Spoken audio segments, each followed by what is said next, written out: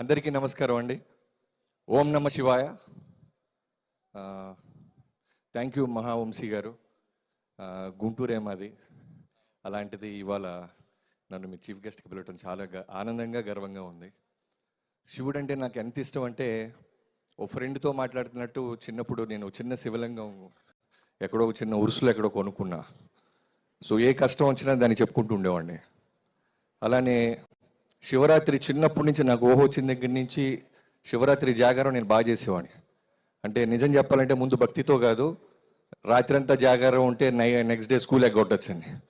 మా బాష రామకృష్ణ గారు, హనుమంతరావు గారు ఇక్కడే ఉన్నారు. సో అలా మొదలైన శివరాత్రి జాగారం తెలియకుండానే శివుడి మీద ఒక నమ్మకం, అలానే బాగా కనెక్ట్ అయిపోయాను.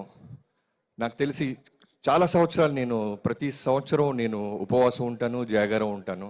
అలా శివుడితో ట్రావెల్ అవుతూ ఆయన నమ్మకాన్ని, ఆయన మీద ఉన్న నమ్మకంతో నేను ఉంటున్నాను.